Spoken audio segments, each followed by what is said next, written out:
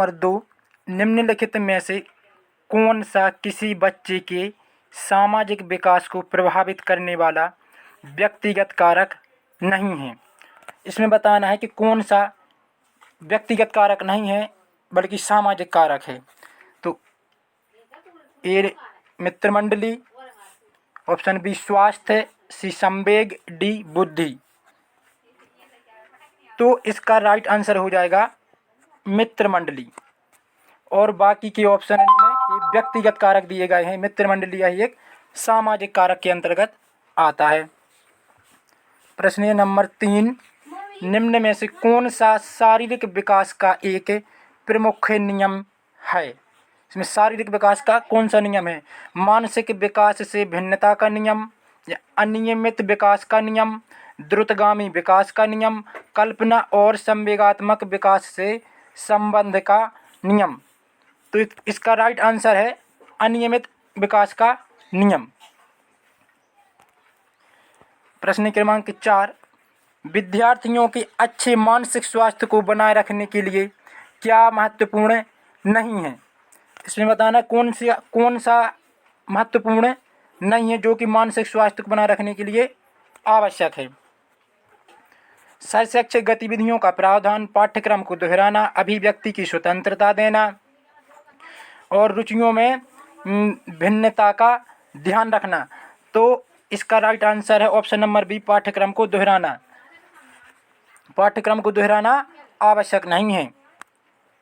प्रश्न क्रमांक 5, वंशानुक्रम तथा वातावरण के संबंध का व्यक्ति की वृद्धि पर प्रभाव निम्न में से किस एक के अनुसार होता है। तो वृद्धि पर किसका प्रभाव पड़ता है? वंशानुक्रम व्यक्ति को प्रभावित करता है, वातावरण व्यक्ति को प्रभावित करता है, वंशानुक्रम प्लस वातावरण व्यक्ति को प्रभावित करता है, और 4th नंबर वंशानुक्रम गुणनफल होता है, वातावरण व्यक्ति को प्रभावित करता है। तो इसका राइट आंसर है ऑप्शन नंबर डी, क्योंकि वंशानुक्रम और वातावरण योग नहीं बल्कि गुणनफल होता है। समाजीकरण है सामाजिक मानदंडों में परिवर्तन या शिक्षक एवं पढ़ाए गए के बीच का संबंध, समाज के आधुनिकीकरण की प्रक्रिया, समाज के मानदंडों के साथ अनुकूलन। तो समाजीकरण समाज के मानदंडों के साथ अनुकूलन होता है। इसका right answer D number. Thorndike का सिद्धांत इनमें से किस वर्ग के तहत सूचीबद्ध किया जाता है। ऑप्शन ए व्यवहारिकता का सिद्धांत, बी ज्ञानात्मक सिद्धांत, सी मनोविश्लेषण सिद्धांत, डी इनमें से कोई नहीं। तो थॉर्नडाइक का सिद्धांत है जो व्यवहारिकता का सिद्धांत के अंतर्गत आता है। क्वेश्चन 8, प्रगतिशील शिक्षा के संदर्भ में समान शैक्षिक अवसर से अभिप्राय है कि सभी छात्र। प्रगतिशील शिक्षा के बारे में बताना है कि इससे क्या अभिप्राय है। ऑप्शन ए किसी भी जाति, पंथ, रंग, क्षेत्र व धर्म के होते हुए भी समान शिक्षा प्राप्त करें। ऑप्शन बी समान शिक्षा पाने के बाद अपनी क्षमताओं को सिद्ध कर सकें। सी नंबर बिना किसी भेद के समान पद्धतियों व सामग्रियों से शिक्षा प्राप्त करें, या ऐसी शिक्षा पाएं जो उनके लिए अनुकूलतम हो तथा उनके भविष्य के कार्यों में सहायक हो। तो इसका राइट आंसर हो जाएगा दोस्तों ऑप्शन नंबर डी।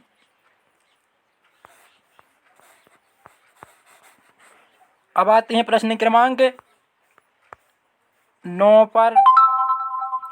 तो बुद्धि के द्विखंड सिद्धांत का प्रतिपादन किसने किया।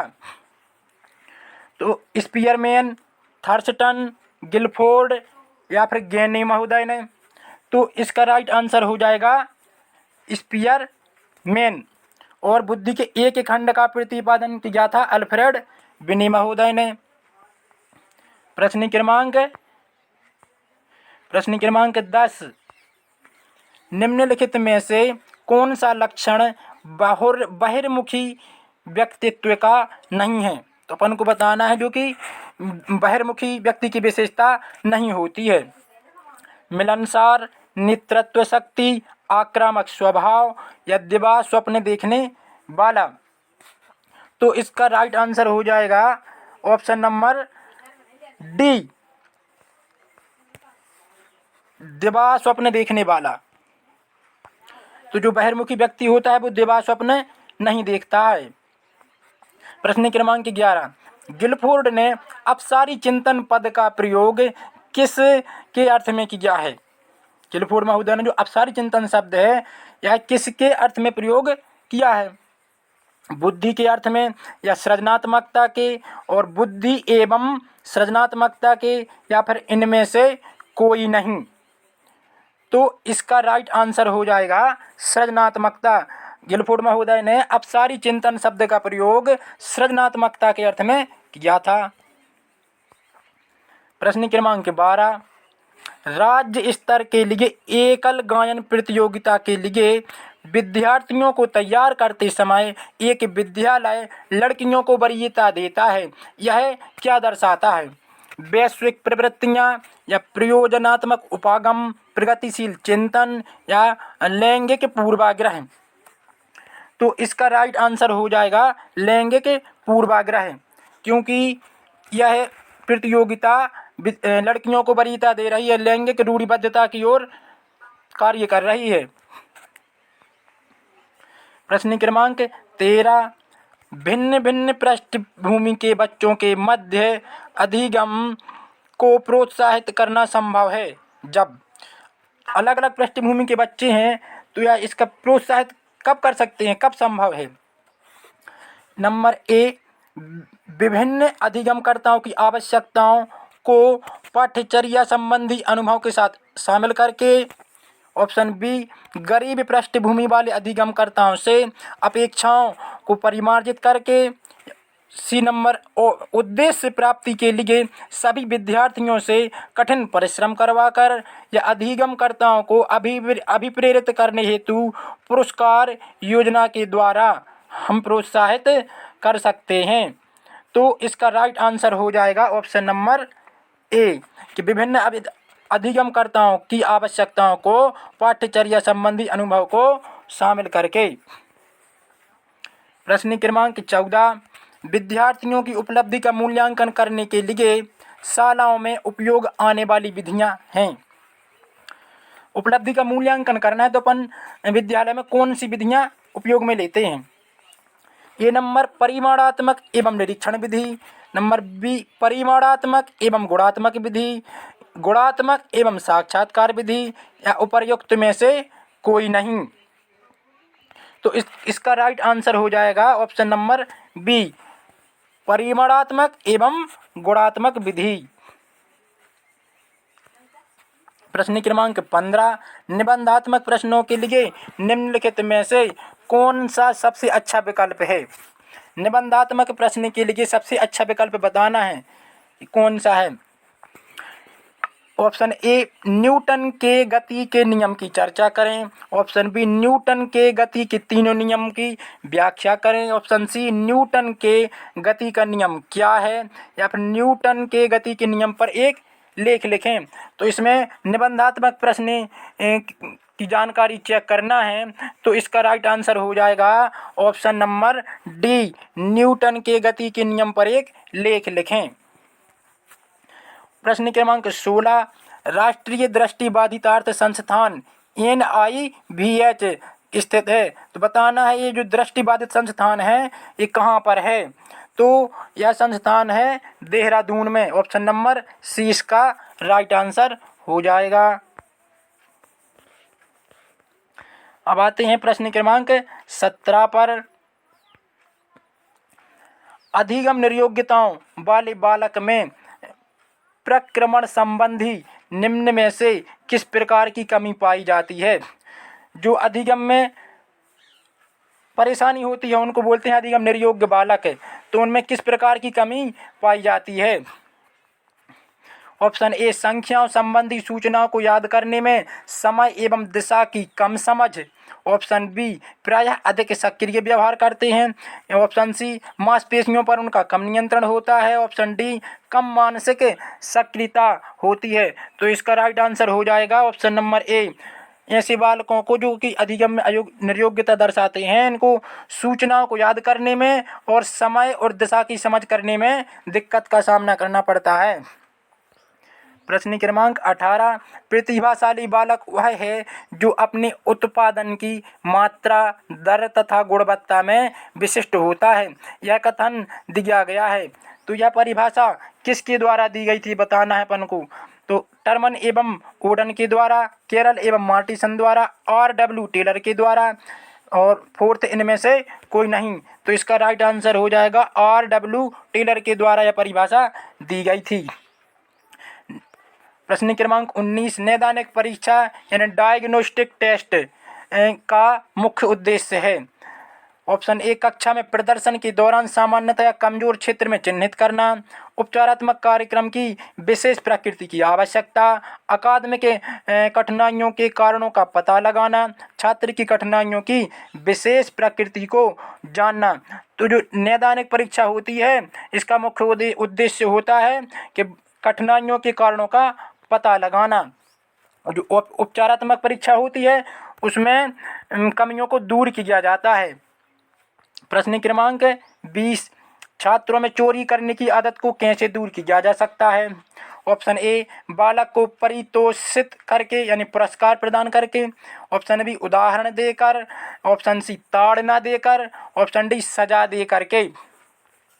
तो इसका राइट आंसर हो जाएगा उदाहरण देकर, जबकि नेगेटिव आंसर तो होता ही नहीं है। सजा दे करके या फिर उसको ताड़ना दे करके ऐसा बालक के साथ नहीं किया जाता है।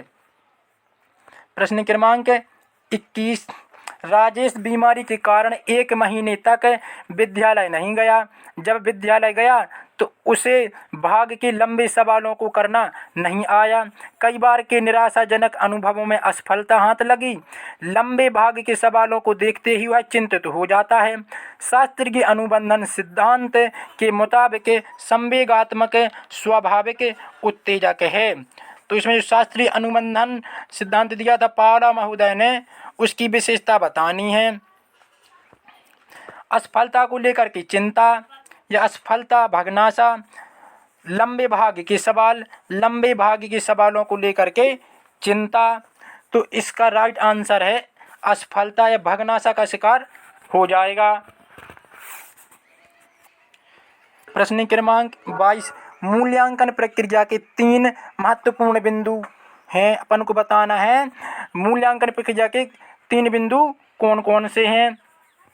उद्देश्य, अधिगम अनुभव व मूल्यांकन के उपकरण, छात्र अध्यापक व उद्देश्य, छात्र समाज व अधिगम के अनुभव, छात्र परीक्षा व परिणाम।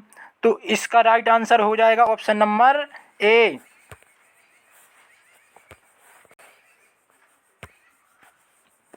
उद्देश्य, अधिगम अनुभव व मूल्यांकन के उपकरण। प्रश्न क्रमांक 23, समस्या के अचानक समाधान की वकालत करने वाले सिद्धांत का नाम क्या है। इसमें कोई भी क्रिया अचानक से उसका जवाब मिल जाता है, यानी अचानक समाधान निकल आता है। तो ऑप्शन ए, संक्रियात्मक अधिगम, ऑप्शन बी, सूझ का सिद्धांत, ऑप्शन सी, प्रयत्न एवं भूल का सिद्धांत, ऑप्शन डी, अनुबंधन। तो इसका राइट आंसर हो जाएगा ऑप्शन नंबर बी, सूझ का सिद्धांत, जो कि कोहलर के द्वारा दिया गया था। प्रश्न क्रमांक 24, आप कक्षा का अवधान केंद्रित कर सकते हैं। कक्षा में बालकों का ध्यान आकर्षित करना है। तो ऑप्शन ए, उच्च स्वर में बोल करके, ऑप्शन बी, श्याम पट्ट पर लिख करके, ऑप्शन सी, चित्र बनवा करके, ऑप्शन डी, उद्दीपन परिवर्तन के द्वारा। तो इसका राइट आंसर हो जाएगा ऑप्शन डी, उद्दीपन परिवर्तन के द्वारा हम बालक का ध्यान केंद्रित कर सकते हैं। अब आएंगे प्रश्न क्रमांक 25 पर। बच्चों की दूरगामी उपलब्धि में वृद्धि करने का सबसे सुनिश्चित तरीका है। बच्चों की दूरगामी उपलब्धि में वृद्धि करना है, अपन को बच्चे आगे उपलब्धि प्राप्त करें, तो इसके लिए अच्छा तरीका कौन सा है। ऑप्शन ए, पुरस्कार द्वारा उन्हें अभिप्रेरित करना। ऑप्शन बी अध्ययन हेतु सुविधाएं उपलब्ध कराना। ऑप्शन सी वयस्कों के द्वारा संवेगात्मक सहयोग। ऑप्शन डी ट्यूशन या उपचारात्मक शिक्षण प्रदान किया जाए बालक को। तो इसका राइट आंसर हो जाएगा ऑप्शन नंबर सी, वयस्कों के द्वारा उसका सहयोग किया जाए, संवेगात्मक तरीके से उसको निराश नहीं होने दिया जाए। प्रश्न क्रमांक 26, विद्यालयी बच्चों में निम्न अभिप्रेरण इसके कारण होता है। तो उसको जो निम्न अभिप्रेरणा किसके द्वारा मिलती है? अध्यापक की निम्न संप्रेषण क्षमता के द्वारा। ऑप्शन बी पाठ्यचर्या का कठिनाई स्तर। ऑप्शन सी विद्यार्थियों की अनुशासनहीनता और प्रयासों की कमी से। ऑप्शन डी अभिभावक के द्वारा अध्ययन हेतु प्रोत्साहित ना किया जाना। तो इसका राइट आंसर हो जाएगा दोस्तों ऑप्शन नंबर ए, अध्यापक की निम्न संप्रेषण क्षमता। यदि अध्यापक के ऊपर डिपेंड करता है, उसी से बालक अभिप्रेरित होता है। बालक अध्यापक के व्यक्तित्व को, पर्सनालिटी को अपनाता है। प्रश्न क्रमांक 27, एक शिक्षक को साधन संपन्न होना चाहिए, इसका क्या अर्थ है? ऑप्शन ए उसके पास पर्याप्त धन संपत्ति होना चाहिए। ऑप्शन बी उसके उच्च अधिकारियों से संपर्क होने चाहिए। ऑप्शन सी उसे अपने विद्यार्थियों की समस्याओं को हल करने के लिए पर्याप्त ज्ञान होना चाहिए। ऑप्शन डी विद्यार्थियों के बीच उसकी अच्छी प्रतिष्ठा होनी चाहिए। तो इसका राइट आंसर है ऑप्शन नंबर सी, उसे अपने विद्यार्थियों की समस्याओं को हल करने के लिए पर्याप्त ज्ञान होना चाहिए। अर्थात टीचर को अपने विषय का पूर्ण ज्ञाता होना चाहिए और बालकों की समस्याओं का समाधान करने का भी पर्याप्त ज्ञान होना चाहिए। प्रश्न क्रमांक 28, एक छात्र को मार्गदर्शन देने के लिए एक अध्यापक को जानना अति आवश्यक हो जाता है। छात्र को मार्गदर्शन प्रदान करना है तो छात्र के लिए किस चीज़ को जानना अत्यंत आवश्यक हो जाता है? अधिगम की कठिनाई को, या बालक की व्यक्तित्व को, उसके घर के वातावरण को, और फोर्थ है उपरोक्त सभी। तो इसका राइट आंसर हो जाएगा ऑप्शन नंबर डी, उसकी सभी क्षेत्रों की जानकारी आवश्यक होनी चाहिए। प्रश्न क्रमांक 29, निम्नलिखित में से कौन सी अभिवृत्ति की विशेषता नहीं है? अभिवृत्ति यानी बालक की रुचि, यह प्रेरणात्मक होती है, यह हमारे व्यवहार का आधार होती है, यह अस्थायी होती है, यह सीखी जाती है। तो इसका राइट आंसर हो जाएगा ऑप्शन नंबर सी, यह अस्थायी होती है। तो बालक की रुचियों में परिवर्तन होता रहता है, अतः अभिवृत्ति यह विशेषता नहीं है, यह अस्थायी होती है।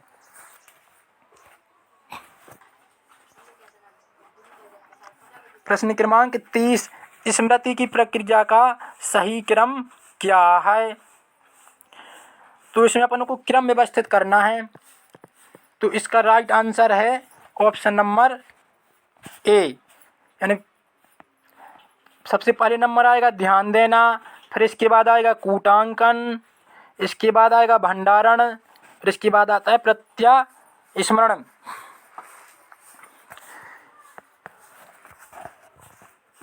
किसी भी प्रक्रिया को समझने के लिए सबसे पहले उस पर ध्यान दिया जाता है, फिर उसके बाद अपन उसका विश्लेषण करते हैं, फिर इसके बाद में मेमोरी में भंडारण करते हैं, फिर उसकी आवश्यकता करने पर उसको पुनः स्मरण करते हैं। तो इस प्रकार से स्मृति की क्रिया पूर्ण होती है। आज हमने बाल विकास के 30 क्वेश्चन सॉल्व किए हैं। दोस्तों वीडियो यदि अच्छा लगे तो इसको लाइक, सब्सक्राइब और शेयर करें। धन्यवाद।